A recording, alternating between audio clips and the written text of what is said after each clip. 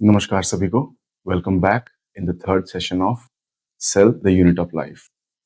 आज की क्लास में हम लोग देखेंगे the differences between prokaryotic and eukaryotic cell. So let us start with this. पहले हम लोग देखेंगे प्रोकैरियोटिक सेल। प्रोकैरियोटिक सेल्स नाम से ही आपको समझ में आना चाहिए कि प्रो मतलब होता है प्रिमिटिव, ठीक है। प्रिमिटिव का मतलब हो गया पुराना, और कैरियन का मतलब होता है न्यूक्लियस। प्रिमिटिव न्यूक्लियस होता है इस टाइप के सेल्स में, इसलिए इसको कहते हैं हम लोग प्रोकैरियोटिक सेल। स्ट्रक्चर से आप अगर समझना चाहते हैं तो देखिए, ये जो है एक सेल है, ठीक है, और इसका हर सेल का एक सेल मेम्ब्रेन प्रेजेंट होता है। सेल मेम्ब्रेन, और उसके अंदर सेल के अंदर सेल साइटोप्लाज्म प्रेजेंट रहता है, ठीक है। और हर सेल के अंदर डीएनए भी प्रेजेंट रहता है। लेकिन इस प्रोकैरियोटिक सेल की अगर बात की जाए तो प्रोकैरियोटिक सेल में उसका जो डीएनए होता है वो साइटोप्लाज्म में स्कैटर्ड रहता है। समझ में आया? ये जो है डीएनए है प्रोकैरियोटिक सेल का, जो कि साइटोप्लाज्म में स्कैटर्ड है, ठीक है। अब आते हैं हम लोग यूकैरियोटिक सेल।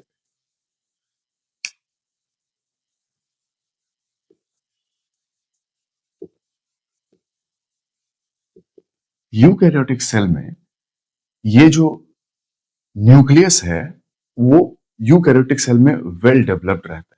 जैसे अगर स्ट्रक्चर देखिएगा इसका, ठीक है, ये एक सेल है और इस सेल का ये डीएनए है, ये हो गया सेल मेम्ब्रेन, ये हो गया साइटोप्लाज्म।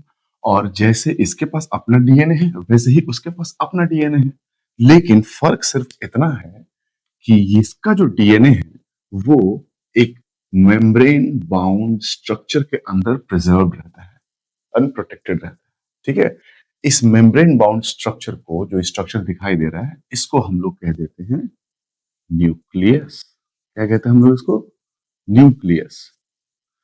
और ये जो न्यूक्लियस होता है वो डबल मेम्ब्रेन होता है, इसमें डबल मेम्ब्रेनस। समझ में आया? तो इसमें बेसिक डिफरेंसेस जो आपको दिखाई दे रहा है वो है न्यूक्लियर मेम्ब्रेन का। अब बताइए, ये जो न्यूक्लियर मेम्ब्रेन है, इस न्यूक्लियर मेम्ब्रेन के कारण ही तो एक एक शेप दिखाई दे रहा है बीच में। अगर ये न्यूक्लियर मेम्ब्रेन नहीं रहता तो इसके अंदर का जो डीएनए है, इसके डीएनए जैसे साइटोप्लाज्म में स्कैटर रहता है, ठीक है। तो ये जो डिफरेंस जो है ये समझ में आना चाहिए आप लोग को। इसलिए हम लोग इस टाइप के सेल को, प्रोकैरियोटिक सेल को, प्रिमिटिव न्यूक्लियस के नाम से भी हम लोग समझ सकते हैं, ठीक है। चलिए, पॉइंट वाइज अगर लिखा जाए इस पे तो कैसे लिखेंगे? सबसे पहले प्रोकैरियोटिक सेल में न्यूक्लियर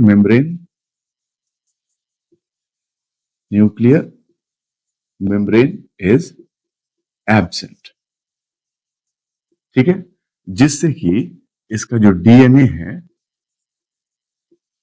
ये कहां प्रेजेंट रहता है? स्कैटर्ड रहता है, साइटोप्लाज्म में स्कैटर्ड रहता है, ठीक। और एक और इंपॉर्टेंट पॉइंट यहां लिख लीजिए आप लोग, उसमें जो है कि इस प्रिमिटिव प्रोकैरियोटिक सेल में मेम्ब्रेन बाउंड ऑर्गेनेल्स नहीं होते, ठीक है। Membrane bound organelles are absent, ठीक है। क्योंकि, अच्छा, पहले तो आप ये समझ लीजिए कि ऑर्गेनल क्या है, सबसे इंपॉर्टेंट ऑर्गेनल क्या है, और उसके बाद हम लोग मेम्ब्रेन बाउंड पे जाएंगे। समझिए, organelles are certain structures which are present in the cell, and these structures have specific function to perform। मतलब कुछ ऐसे स्ट्रक्चर्स होते हैं सेल के अंदर जिनका स्पेसिफिक फंक्शन होता है, जॉब होता है वो काम करने का, ठीक है। जैसे माइटोकॉन्ड्रिया हो गया, एनर्जी रिलीज करता है। राइबोसोम हो गया, प्रोटीन मैन्युफैक्चर करता है ना। तो ये सारे अलग अलग स्ट्रक्चर्स हैं और अपना अपना काम कर रहे हैं सेल के अंदर। तो इन सबको हम लोग ऑर्गेनल कहते हैं, ठीक है। अब ऑर्गेनल भी जो है वो तीन प्रकार के होते हैं। एक नॉन मेम्ब्रेनस, सिंगल मेम्ब्रेनस और डबल मेम्ब्रेनस, उसके बारे में हम लोग आगे देखेंगे। लेकिन फिलहाल जो है आप लोग ये समझिए, जो मेम्ब्रेन बाउंड ऑर्गेनल्स है, चाहे वो सिंगल मेम्ब्रेनस हो या डबल मेम्ब्रेनस हो, उस टाइप के ऑर्गेनल्स प्रोकैरियोटिक सेल में नहीं मिलता है। ठीक है, तो हम लोग क्या लिखेंगे, membrane bound organelles are absent. लेकिन जब यूकैरियोटिक सेल की बात अगर करते हैं हम लोग, तो इसमें सबसे पहले न्यूक्लियर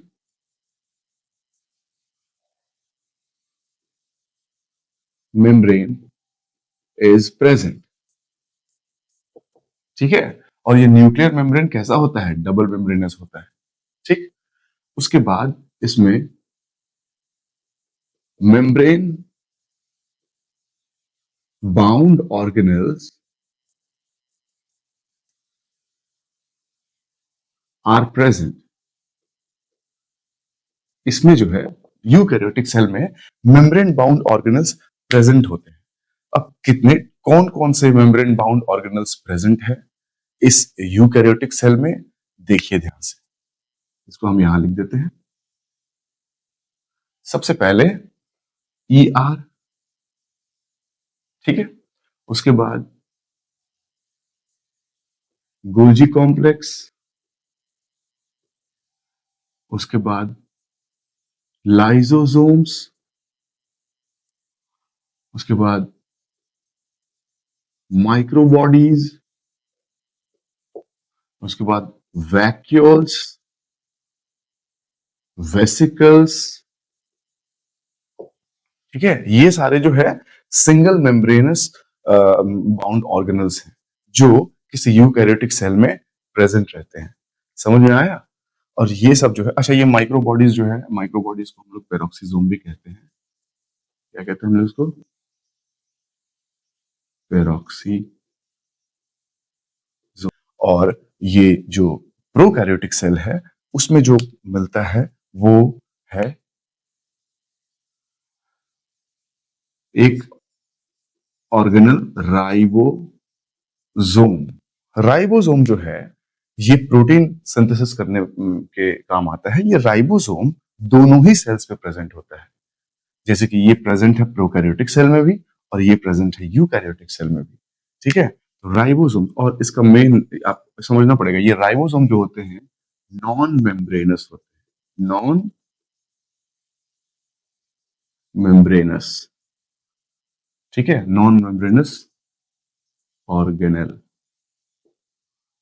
और ये it and ribosomes are present in both in prokaryotic and eukaryotic cell। Clear? तो ये जो है एक छोटा सा discussion about the differences between prokaryotic and eukaryotic. ठीक है, एग्जांपल भी अगर आप देखेंगे इन दोनों का, इसका एग्जांपल जो है, इसका एग्जांपल बैक्टीरिया आता है। बैक्टीरिया, ठीक है, लगभग सारे बैक्टीरिया जो हैं वो प्रोकैरियोटिक सेल के कैटेगरी में आते हैं। ठीक है, और यूकैरियोटिक सेल का एग्जांपल अगर हम लोग लिखेंगे तो इसमें आ जाएगा एनिमल सेल, प्लांट सेल और फंजाई, फंजाई सेल। ठीक है, मतलब एनिमल सेल्स जो हैं वो यूकैरियोटिक सेल्स के होते हैं। ठीक है, प्लांट सेल्स भी यूकैरियोटिक सेल के कैटेगरी में ही आएगा और फंगस सेल भी, फंजाई का सेल भी यूकैरियोटिक कैटेगरी में ही आएगा। आई बात समझ में? लेकिन अगर प्रोकैरियोटिक की बात करें तो ये जो है सिर्फ और सिर्फ बैक्टीरिया इस कैटेगरी में आएंगे। एक और सबसे इंपॉर्टेंट चीज आप लोग देखिए कि प्रोकैरियोटिक सेल्स जो होते हैं वो ऑलवेज यूनिसेलुलर होते हैं, ऑलवेज यूनिसेल्यूलर। ठीक है, मल्टी सेलुलर ये नहीं हो सकते हैं। तो बैक्टीरिया जो है वो, सारे के सारे बैक्टीरिया जो है वो यूनिसेलुलर ही होंगे और सबके अंदर का जो स्ट्रक्चरल ऑर्गेनाइजेशन होगा वो यू प्रोकैरियोटिक जैसे होगा, जैसे ये है।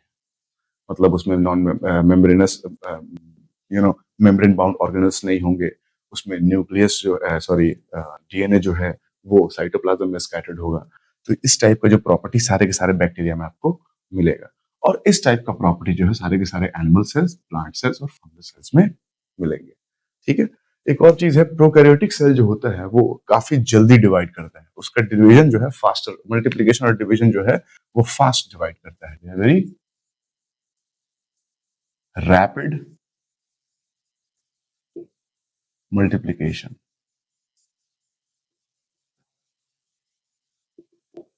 Multiplication of sales.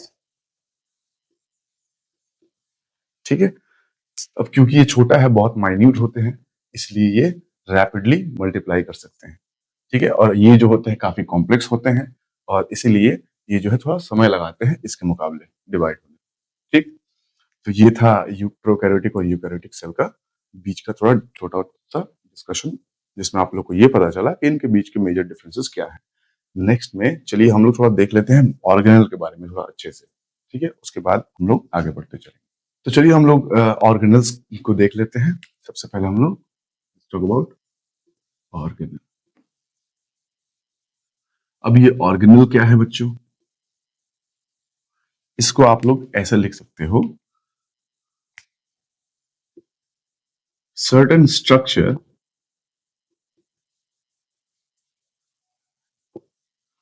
present in cell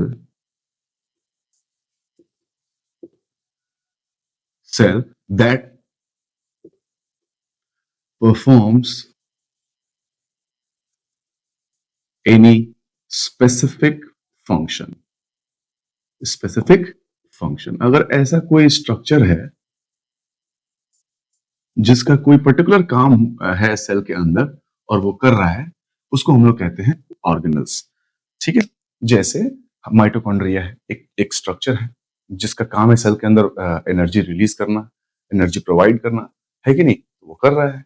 ribosome हो गया, प्रोटीन सिंथेसिस करना उसका काम है कि नहीं, तो वो भी एक तरह का स्ट्रक्चर है, वो भी एक ऑर्गेनल कहलाएगा, है ना।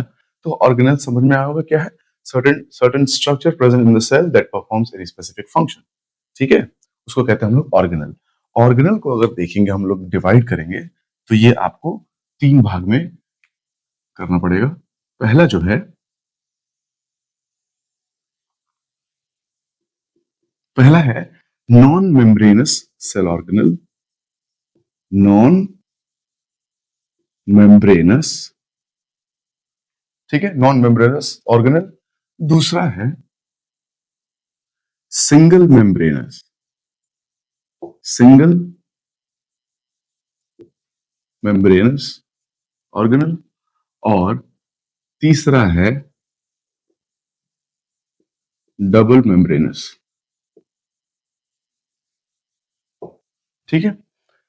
नॉन मेम्ब्रेनस, सिंगल मेम्ब्रेनस और double membranous. Non membranous organelles ऐसे ऑर्गेनल्स होते हैं जिनके ऊपर मेम्ब्रेन एब्सेंट होता है, नहीं होता है। ठीक है। जैसे कि राइबोसोम्स, सबको पता है राइबोसोम्स जो है हर सेल में प्रेजेंट है, राइबोसोम्स। ठीक है। ये नॉन मेम्ब्रेनस स्ट्रक्चर होता है। और भी होते हैं नॉन मेम्ब्रेनस स्ट्रक्चर, जैसे न्यूक्लियोलस। ठीक है। एक और होता है, वो है सेंट्रियोल। सेंट्रियोल जो है ये सिर्फ एनिमल सेल में ही मिलेगा। ठीक है। Present in animal cell.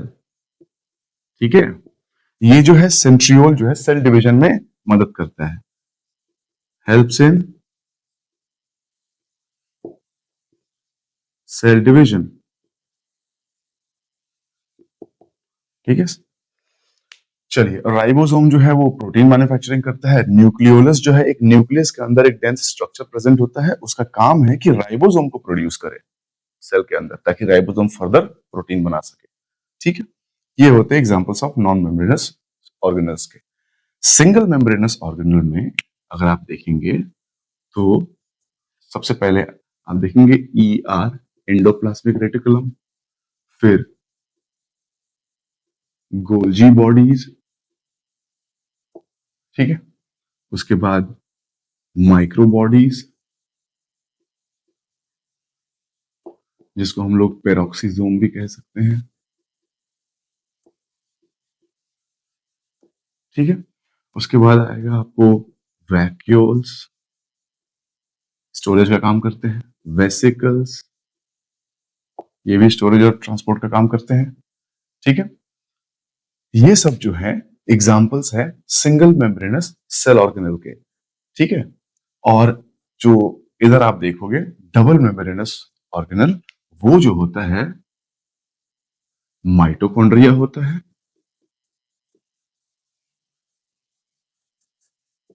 ठीक है, और दूसरा होता है प्लास्टिड्स। ठीक है, माइटोकॉन्ड्रिया और प्लास्टिड, ये दो सेल ऑर्गेनल ऐसे सेल ऑर्गेनल्स हैं जो डबल मेम्ब्रेनस होते हैं, उनके ऊपर एक डबल मेम्ब्रेन लेयर चढ़ा होता है। समझ में आया? और इनका सबसे इंपॉर्टेंट और सबसे खासियत जो है, वो इनके पास खुद का प्रोटीन बनाने का क्षमता होता है। दैट मीन्स प्रोटीन सेल में कौन बनाता है? राइबोसोम बनाता है। तो ये माइटोकॉन्ड्रिया जो है, इसके पास खुद का राइबोसोम होता है। ठीक है, जो प्रोटीन मैन्युफैक्चर करता है माइटोकॉन्ड्रिया का अपना। और उससे भी इंपॉर्टेंट चीज ये है कि माइटोकॉन्ड्रिया का खुद का जेनेटिक मटेरियल होता है। जैसे किसी एक सेल में उस सेंटर में जो जेनेटिक मटेरियल है ना, एक सेल में जो प्रोकैरियोटिक सेल में जो मिलता है जेनेटिक मटेरियल बीच में साइटोप्लाज्म में स्कैटर्ड, वैसे ही माइटोकॉन्ड्रिया के अंदर भी आपको जेनेटिक मटेरियल मिलता है, प्लाज्मिड टाइप का डीएनए मिलता है जो उसके अंदर स्कैटर्ड है। ठीक है, और उसके अंदर राइबोसोम भी प्रेजेंट है जो जो कि उसको प्रोटीन बना के देता है। कहने का मतलब है कि ये माइटोकॉन्ड्रिया एग्जैक्टली जो है बिहेवियर शो करता है प्रोकैरियोटिक सेल का। ठीक है, तो इसमें जो है खुद का contain its own genetic material, पहला। दूसरा जो है also has its own ribosomes for protein synthesis. ठीक है, इसका मतलब ये है कि जो माइटोकॉन्ड्रिया है एग्जैक्टली एक प्रोकैरियोटिक बिहेवियर शो कर रहा है, क्योंकि प्रोकैरियोटिक सेल में भी न्यूक्लियस एब्सेंट है, जेनेटिक मटेरियल जो है साइटोप्लाज्म में स्कैटर्ड रहता है, और उसमें भी राइबोसोम प्रेजेंट रहता है। प्रोकैरियोटिक सेल में 70s राइबोसोम प्रेजेंट होते हैं। प्रो का लिख लीजिए, प्रोकैरियोटिक सेल में 70s राइबोसोम प्रेजेंट है, और यूकैरियोटिक सेल में 80s। यूकैरियोटिक सेल में 80s राइबोसोम देखा जाता है। तो जब हम लोग माइटोकॉन्ड्रिया को पढ़ रहे हैं तो हम कह रहे हैं कि उसके अंदर माइटोकॉन्ड्रिया एक डबल मेम्ब्रेन स्ट्रक्चर है, उसके अंदर जो है उसका जो डीएनए है वो स्कैटर्ड है, प्लाज्मिड डीएनए, और उसके अंदर राइबोसोम भी है जो प्रोटीन सिंथेसिस कर रहे हैं, और वो राइबोसोम एग्जैक्टली 70s का है। तब तो और प्रूव हो रहा है कि माइटोकॉन्ड्रिया एक तरह से ये प्रोकैरियोटिक सेल जैसा बिहेव कर रहा है। अगर हम प्लास्टिड्स की बात करें तो प्लास्टिड्स में भी वही हाल है। It also contain its own genetic material, पहला। और दूसरा own ribosome for protein synthesis. ठीक है, दोनों के दोनों सेल ऑर्गेनल जो होते हैं वो प्रोकैरियोटिक बिहेवियर शो करते हैं। दोनों के पास अपना खुद का राइबोसोम है और दोनों के पास अपना खुद का जेनेटिक मटेरियल है। ठीक है, इसीलिए ये जो है दोनों अलग होते हैं सारे मेम्ब्रेन से, सारे के सारे अलग सेल ऑर्गेनल्स से। ठीक, तो ये अच्छा, सिंगल मेम्ब्रेन में एक और चीज है, सीलिया और फ्लैजिला। ध्यान दीजिएगा, सीलिया और फ्लैजिला। अब सीलिया फ्लैजिला जो है extended part of the cell membrane होते हैं सेल सरफेस पे। जैसे कि देख लीजिए, ये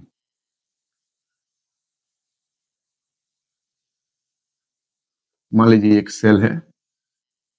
ठीक है, मान लीजिए एक सेल है और ये जो है एक्सटेंडेड पार्ट है, इसको हम लोग मान के चलिए ये सिलिया है या फ्लैजेला मान लीजिए।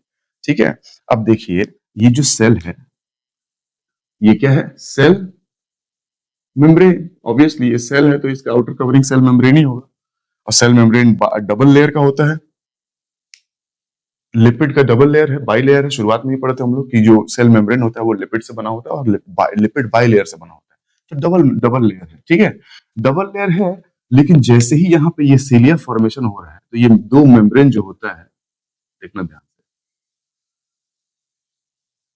ये जो है बाई लेयर बना दिए मान के चलिए आप लोग को समझने के लिए। ये जो बाई लेयर है इधर आके फ्यूज हो जाएगा, और ये आके फ्यूज हो जाएगा, और फ्यूज होके ये सीलिया या फ्लैजिला जो है ये सिंगल मेम्ब्रेनस बना देगा, ये सिंगल मेम्ब्रेन।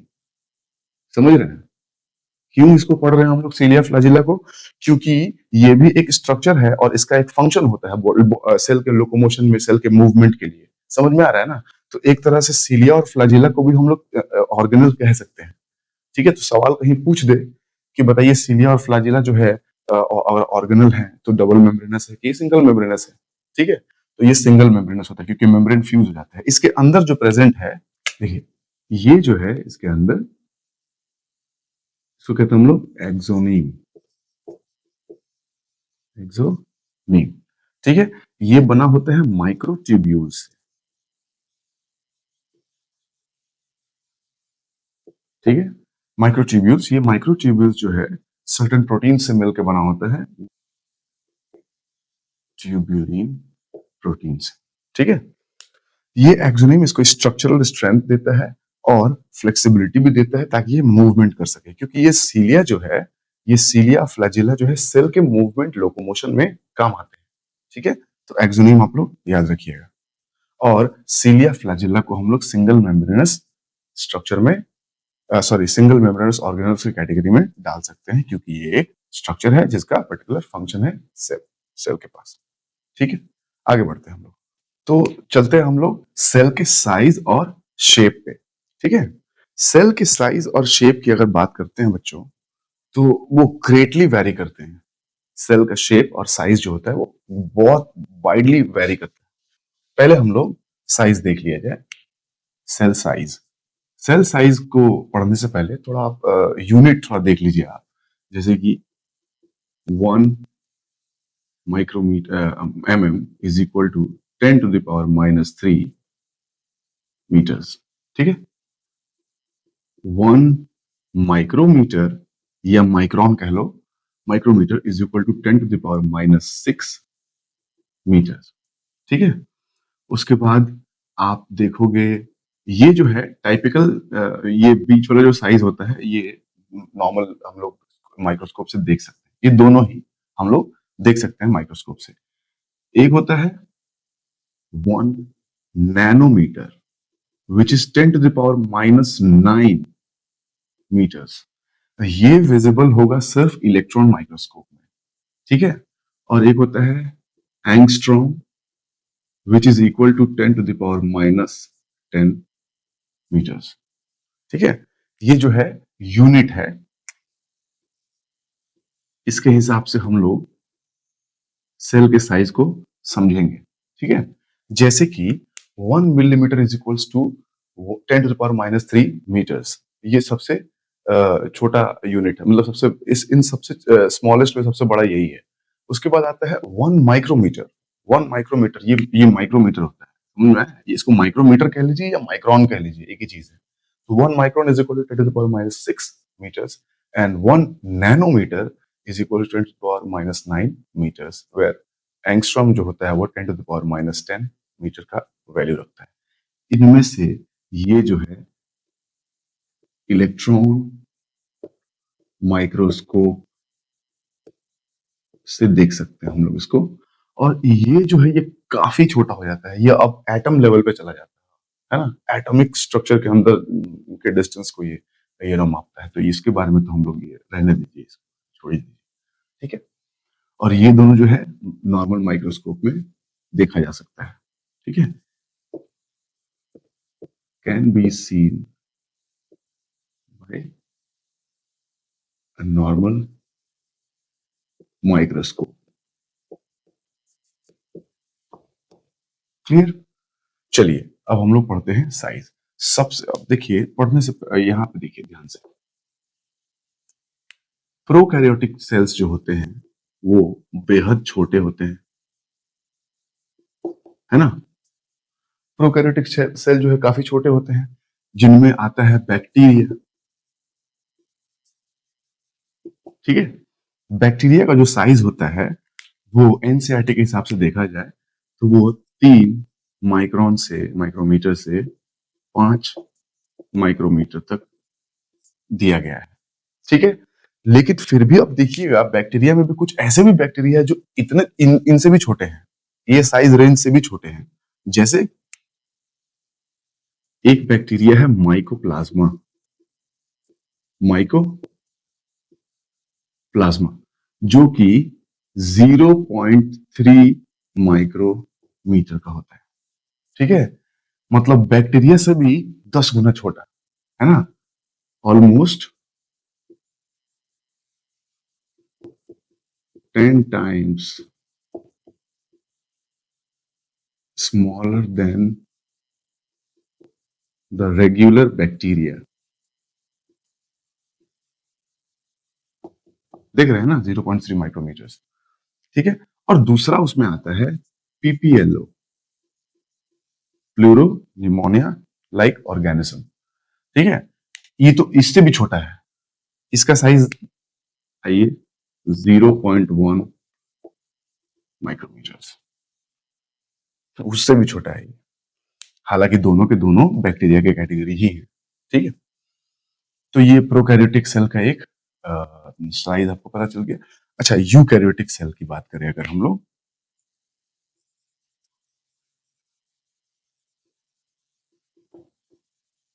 यूकैरियोटिक सेल जो होता है उसका जो साइज होता है वो वैरी करता है 10 माइक्रोमीटर से 20 माइक्रोमीटर तक। ठीक है, लेकिन इनमें भी एक ऐसा सेल है, मतलब प्रोकैरियोटिक सॉरी यूकैरियोटिक एक ऐसा सेल है जो इन इस रेंज से भी बहुत छोटा है। जैसे आरबीसी, आरबीसी जो है रेड ब्लड सेल्स, ये जो है 7 माइक्रोमीटर के साइज का है ये। मतलब नॉर्मल यूकैरियोटिक सेल का जो साइज रेंज है 10 माइक्रोमीटर से 20 माइक्रोमीटर, उससे भी छोटा होता है ये आरबीसी, जो कि ये क्या है, ये भी एक तरह का यूकैरियोटिक सेल ही सेल है। ठीक है, क्लियर हुआ? तो आपको साइज समझ में आया होगा, मतलब कितना ज्यादा छोटा। आप सोचिए ना, 3 माइक्रोमीटर से 5 माइक्रोमीटर का रेंज का होता है बैक्टीरिया, बहुत माइन्यूटली छोटे होते हैं। लेकिन इस बैक्टीरिया का एक कैटेगरी है माइकोप्लाज्मा और पीपीएल, जो इससे भी छोटा है कि नहीं? तो थोड़ा आप लोग इस पर ध्यान दीजिएगा, ये जो है याद करने का चीज है। ठीक है, चलिए अब हम लोग सेल के शेप के बारे में बात कर लेते हैं।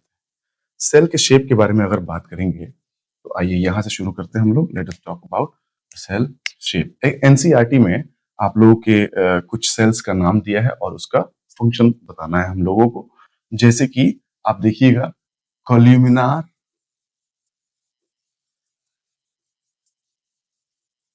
एपिथेलियम, ठीक है, red blood cells, white blood cells,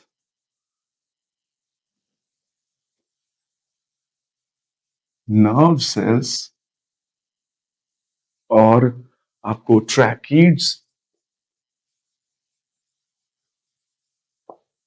ठीक है, ये सारे जो है, और हाँ एक mesophyll cells.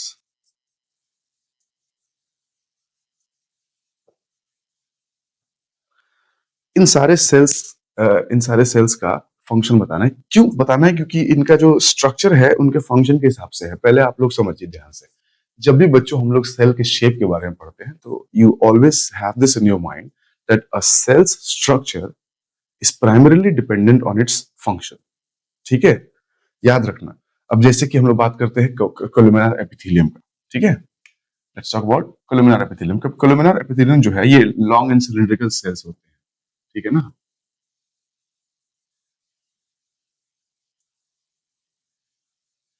Long and cylindrical sales होते हैं। इनका काम है क्या करना, एब्जॉर्प्शन वगैरह फंक्शन होता है इनका। रेड ब्लड सेल्स कैसा होता है, ठीक है ना, इसका क्या होता है, एब्जॉर्प्शन, है ना। और ये प्रेजेंट कहाँ होता है, यहाँ पे आपको डाइजेस्टिव ट्रैक पे दिखाई देगा, ठीक है, रेस्पिरेटरी ट्रैक पे दिखाई देगा,